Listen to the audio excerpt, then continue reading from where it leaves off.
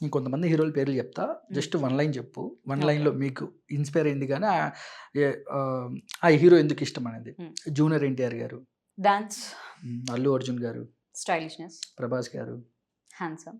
Hero Ram Pothineni. Ram Pothineni I can say all rounder. ఏదో crush అని ఏదో చెప్పావు రామ్ గారిది. నాకు రామ్ చాలా ఇష్టం. Okay. Is my crush. Yeah! Ram Charan గారు. రామ్ చరణ్ గారు acting, grace, dance, stylishness, everything. Hero Nani. Cute, hmm. Natural, cute. Okay. ఏ నీకు అవకాశం వస్తే ఏ హీరోతో చేయాలని అంటే ఎక్కువగా ఏ హీరోతో చేయాలని ఉంటది మీకు? అవకాశం వస్తేనా హ్మ్. హ్మ్.